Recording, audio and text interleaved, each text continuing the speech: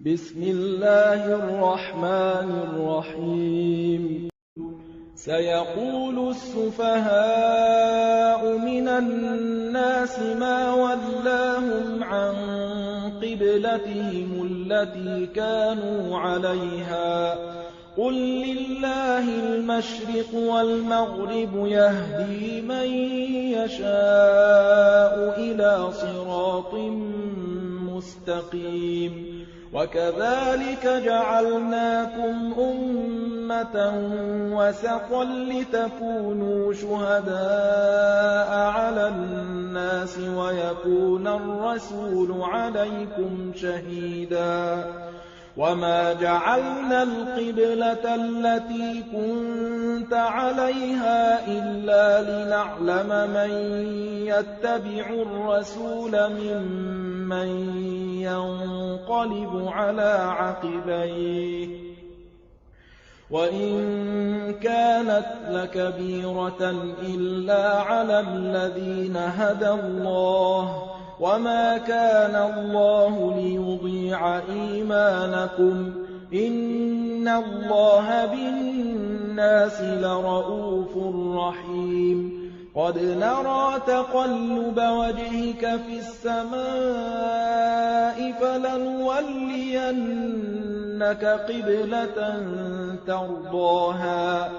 فول وجهك شطر المسجد الحرام وحيث ما كنتم فولوا وجوهكم شطره وإن الذين أوتوا الكتاب ليعلمون أنه الحق من ربهم وما الله بغافل عما يعملون ولئن أتيت الذين أوتوا الكتاب بكل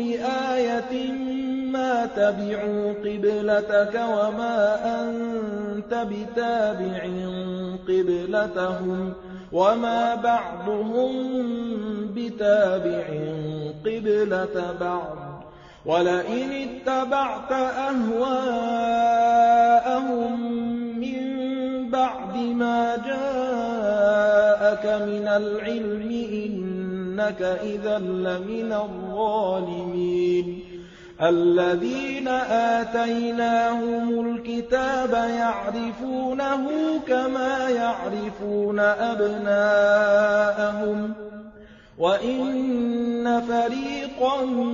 منهم ليكتمون الحق وهم يعلمون الحق من ربك فلا تكونن من الممترين ولكل وجهة هو موليها فاستبقوا الخيرات أينما تكونوا يأت بكم الله جميعا إن الله على كل شيء قدير ومن حيث خرجت فول وجهك شطر المسجد الحرام وإنه للحق من ربك وما الله بغافل عما تعملون ومن حيث خرجت فول وجهك شطر المسجد الحرام وحيث ما كنتم فولوا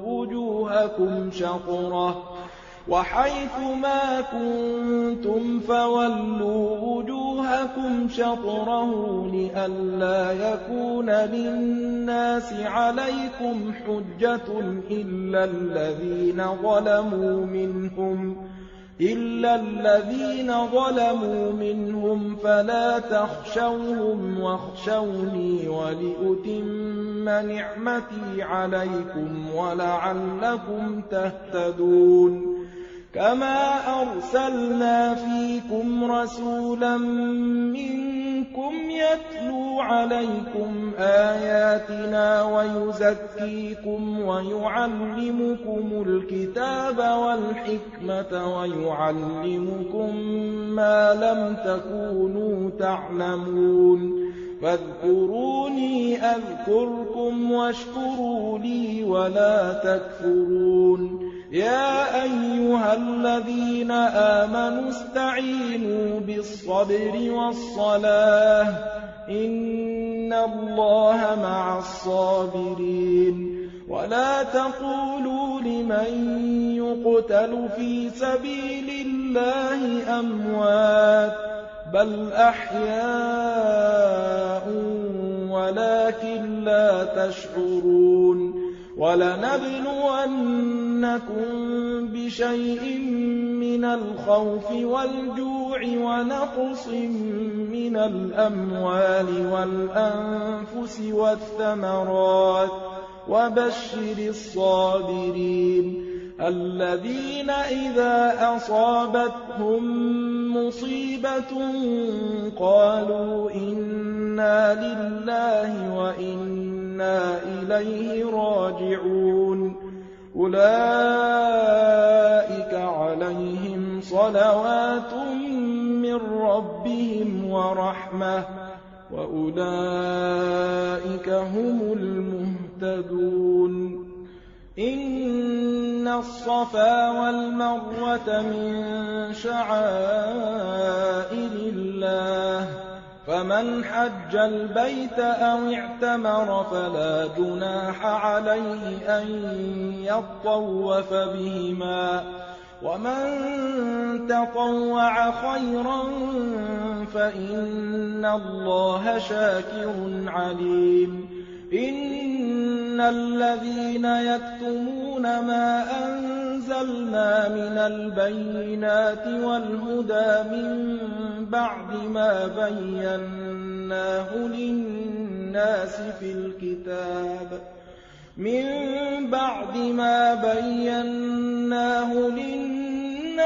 فِي الْكِتَابِ أُولَٰئِكَ يَلْعَنُهُمُ اللَّهُ وَيَلْعَنُهُمُ اللاعنون إِلَّا الَّذِينَ تَابُوا وَأَصْلَحُوا وَبَيَّنُوا فَأُولَٰئِكَ أَتُوبُ عَلَيْهِمْ ۚ وَأَنَا التَّوَّابُ الرَّحِيمُ إِنَّ الَّذِينَ كَفَرُوا وَمَاتُوا وَهُمْ كُفَّارٌ أُولَٰئِكَ عَلَيْهِمْ لَعْنَةُ اللَّهِ وَالْمَلَائِكَةِ وَالنَّاسِ أَجْمَعِينَ خَالِدِينَ فِيهَا لَا يُخَفَّفُ عَنْهُمُ الْعَذَابُ وَلَا هُمْ يُنظَرُونَ وَإِلَٰهُكُمْ إِلَٰهٌ وَاحِدٌ لَّا إِلَٰهَ إِلَّا هُوَ الرَّحْمَٰنُ الرَّحِيمُ إِنَّ فِي خَلْقِ السَّمَاوَاتِ وَالْأَرْضِ وَاخْتِلَافِ اللَّيْلِ وَالنَّهَارِ وَالْفُلْكِ الَّتِي تَجْرِي فِي الْبَحْرِ بِمَا يَنفَعُ النَّاسَ وَمَا أَنزَلَ اللَّهُ مِنَ السَّمَاءِ مِن مَّاءٍ فَأَحْيَا بِهِ الْأَرْضَ بَعْدَ مَوْتِهَا وَبَثَّ فِيهَا مِن كُلِّ دَابَّةٍ وَتَصْرِيفِ الرِّيَاحِ وَالسَّحَابِ الْمُسَخَّرِ بَيْنَ السَّمَاءِ وَالْأَرْضِ لَآيَاتٍ لِّقَوْمٍ يَعْقِلُونَ وَمِنَ النَّاسِ مَن يَتَّخِذُ مِن دُونِ اللَّهِ أَندَادًا يُحِبُّونَهُمْ كَحُبِّ اللَّهِ ۖ وَالَّذِينَ آمَنُوا أَشَدُّ حُبًّا لِّلَّهِ ۗ وَلَوْ يَرَى الَّذِينَ ظَلَمُوا إِذْ يَرَوْنَ الْعَذَابَ أَنَّ الْقُوَّةَ لِلَّهِ جَمِيعًا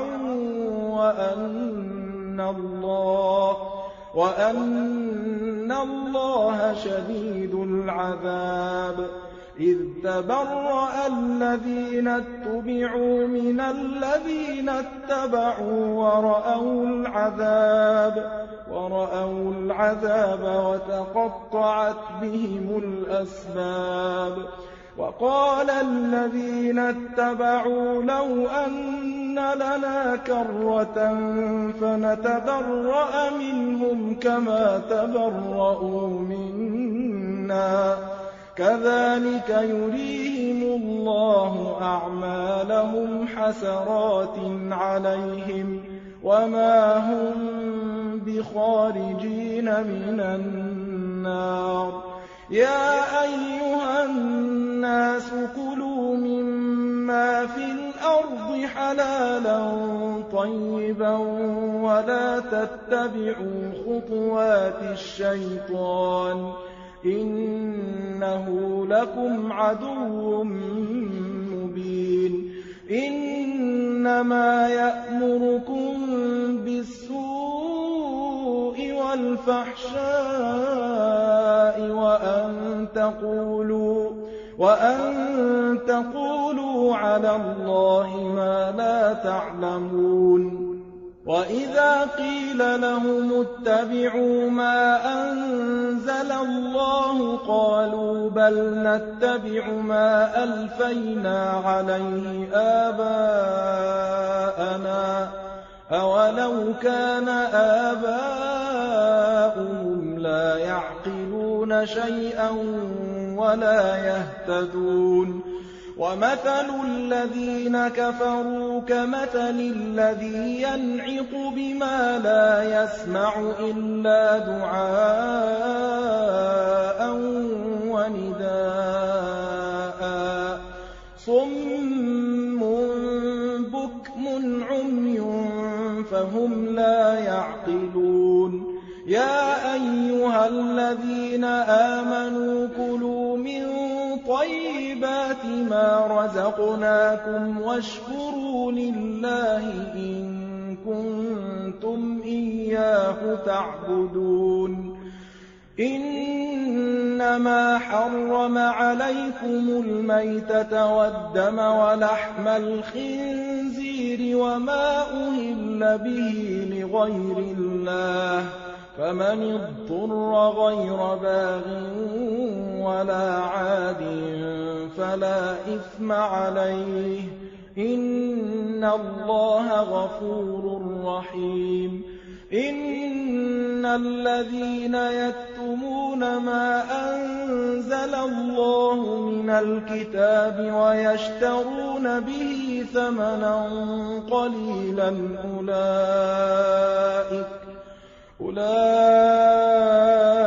ما يأكلون في بطونهم إلا النار ولا يكلمهم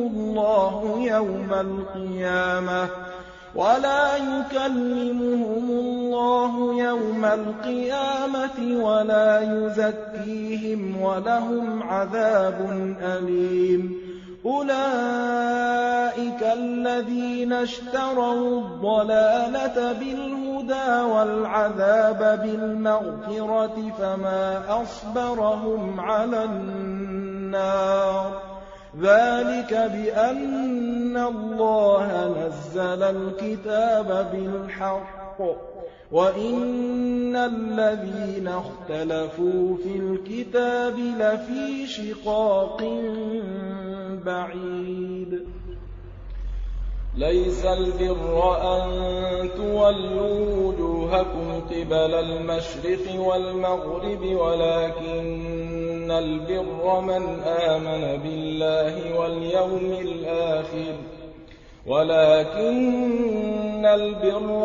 آمن بالله واليوم الآخر والملائكة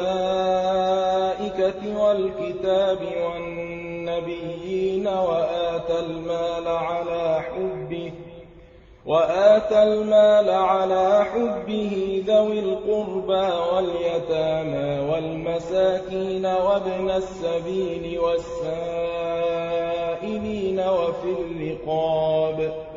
وفي الرقاب وأقام الصلاة وآتى الزكاة والموفون بعهدهم إذا عاهدوا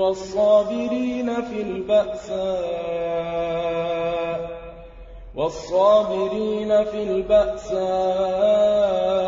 والضراء وحين أولئك الذين صدقوا وأولئك هم المتقون. يا أيها الذين آمنوا كتب عليكم القصاص في القتلى الحر بالحر والعبد بالعبد والأنثى بالأنثى فمن عفي له من أخيه شيء فاتباع بالمعروف وأداء إليه بإحسان ذلك تخفيف من ربكم ورحمة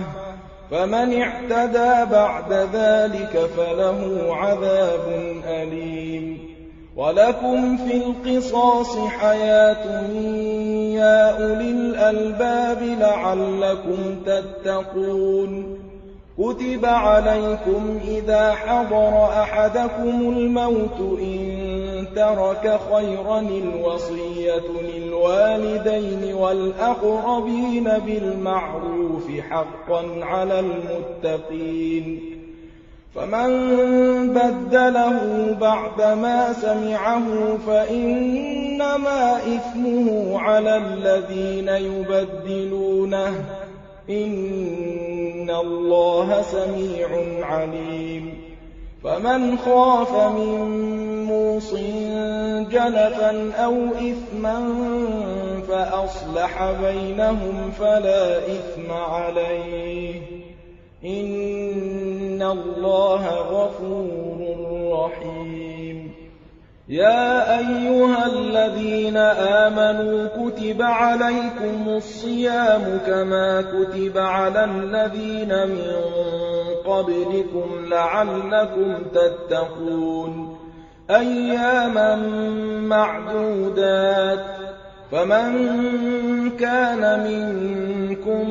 مريضا أو على سفر فعدة من أيام أخر وعلى الذين يطيقونه فدية طعام مسكين فمن تطوع خيرا فهو خير له وأن تصوموا خير لكم إن كنتم تعلمون. شهر رمضان الذي أنزل فيه القرآن هدى للناس وبينات من الهدى والفرقان فمن شهد منكم الشهر فليصم ومن كان مريضا أو على سفر فعدة من أيام أخر يريد الله بكم اليسر ولا يريد بكم العسر ولتكملوا العدة ولتكبروا الله على ما هداكم ولعلكم تشكرون. وإذا سألك عبادي عني فإني قريب أجيب دعوة الداع إذا دعان فليستجيبوا لي وليؤمنوا بي لعلهم يرشدون. أحل لكم ليلة الصيام الرفث إلى نسائكم هن لباس لكم وأنتم لباس لهن علم الله أنكم كنتم تختانون أنفسكم فتاب عليكم وعفى عنكم فالآن باشروهن وابتغوا ما كتب الله لكم وكلوا واشربوا حتى يتبين لكم الخيط الأبيض من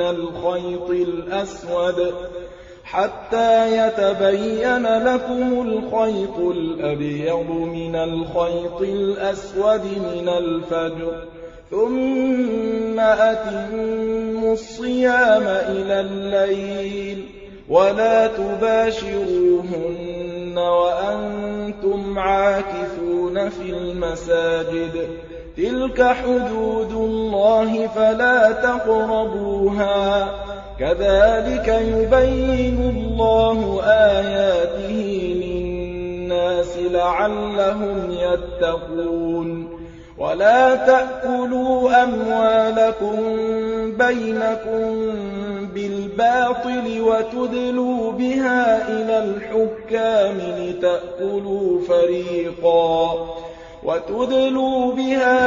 الحكام لتأكلوا فريقا من أموال الناس بالإثم وأنتم تعلمون يسألونك عن الأهلة قل هي مواقيت للناس والحج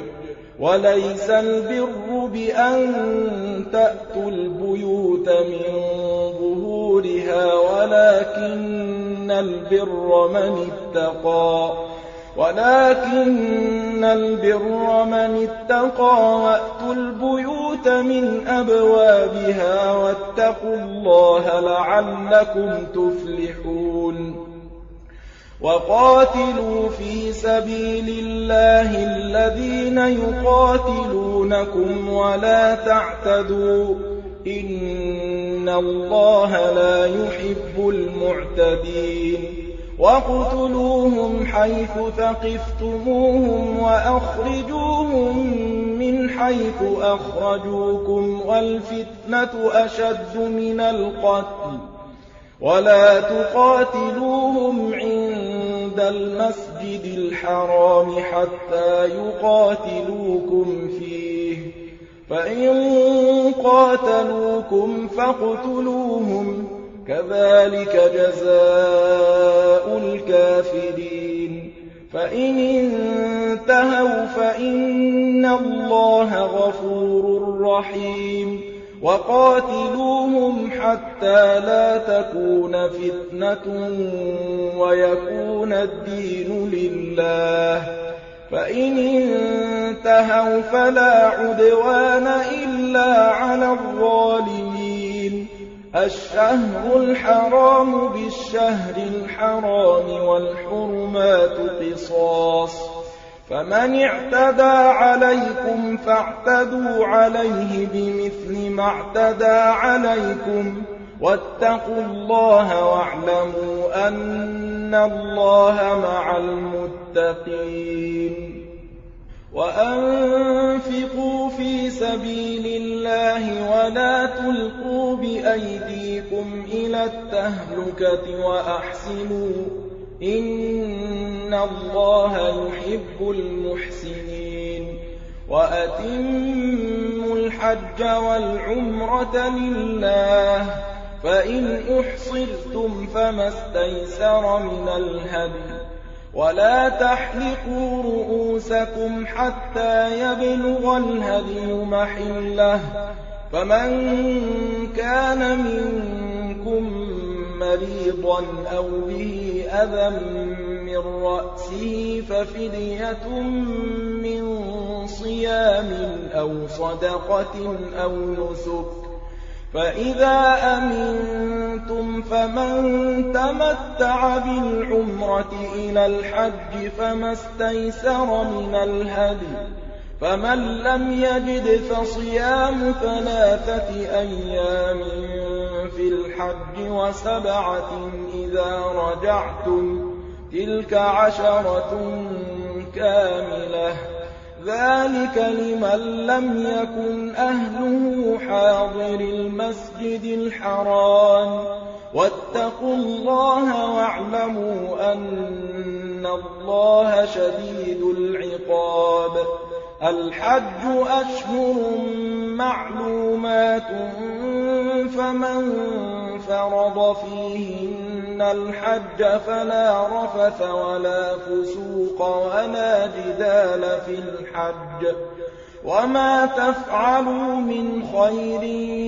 يعلمه الله وتزودوا فإن خير الزاد التقوى واتقون يا أولي الألباب. ليس عليكم جناح أن تبتغوا فضلا من ربكم، فإذا أفضتم من عرفات فاذكروا الله عند المشعر الحرام واذكروه كما هداكم وإن كنتم من قبله لمن الضالين. ثم أفيضوا من حيث أفاض الناس واستغفروا الله إن الله غفور رحيم. فإذا قضيتم مناسككم فاذكروا الله كذكركم آباءكم أو أشد ذكرا. فمن الناس من يقول ربنا